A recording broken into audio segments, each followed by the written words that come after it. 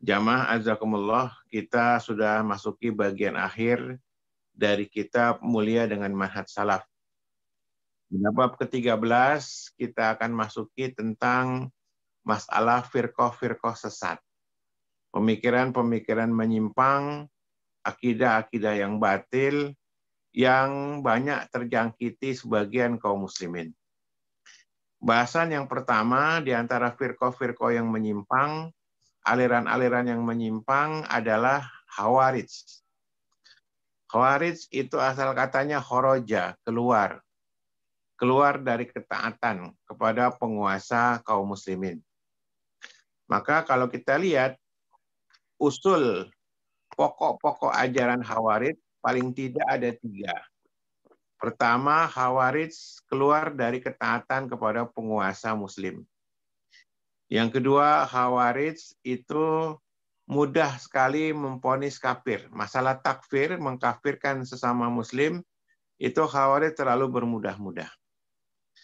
Yang ketiga, sifat Khawarij itu adalah merendahkan para ulama. Jadi Khawarij hampir tidak punya ulama. Dalam memberikan hukum, keputusan, mereka seringkali menyelisihi para ulama. Nah, ini 3 kaidah pokok daripada usul ajaran Khawarij. Yang pertama kita bahas adalah Khawarij itu dalam sejarah orang yang mudah keluar ketaatan kepada penguasa.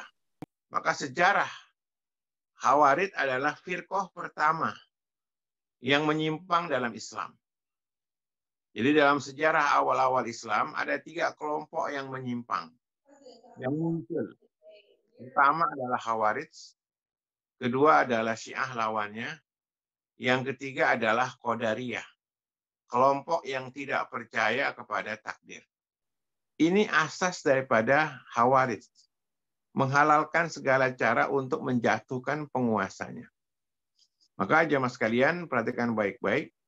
Kalau kita lihat sekarang ini subhat kerancuan kaum Khawarij banyak dipakai oleh sebagian kaum muslimin. Di saat media sosial begitu mudah diakses dan kejahatan atau kerusakan atau kelemahan penguasa itu kelihatan dengan telanjang. Nah, saat itulah kaum muslimin diuji. Kepatuhan kepada ayat Al-Qur'anul Karim dalam surah An-Nisa ayat 59. Ya ayyuhalladzina amanu atiullah wa atiur rasul wa ulil amri minkum. Wahai orang beriman, taatlah kepada Allah, taatlah kepada Rasul, dan penguasa di antara kalian. Demikian hadis-hadis Nabi yang begitu banyak, yang memerintahkan kita untuk memuliakan, menghormati penguasa. Taat kepada penguasa karena perintah Allah, karena perintah Rasul dalam Al-Quranul Karim. Dan juga ulama telah ijma. Di semua kitab-kitab ahkamus sultaniyah, hukum-hukum kenegaraan, ayat-ayatnya, hadis-hadisnya banyak sekali. Bahkan tanpa ketaatan tidak akan tegak syariat. Maka ketaatan kepada penguasa merupakan usul pokok dalam manhaj Ahlussunnah wal Jamaah.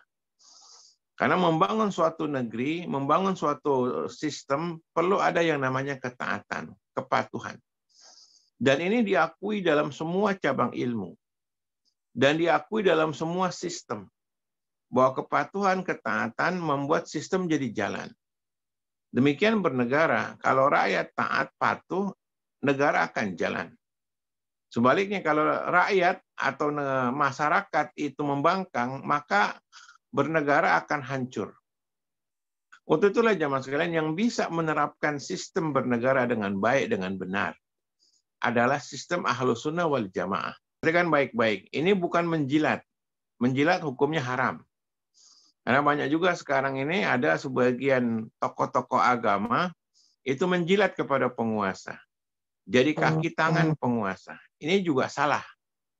Ahlussunnah berdiri di tengah-tengah. Tidak memberontak seperti Khawarij dan juga tidak menjilat seperti kaum Syiah. Nanti ada pembahasan tentang Syiah. Ya, jadi tidak menjilat juga.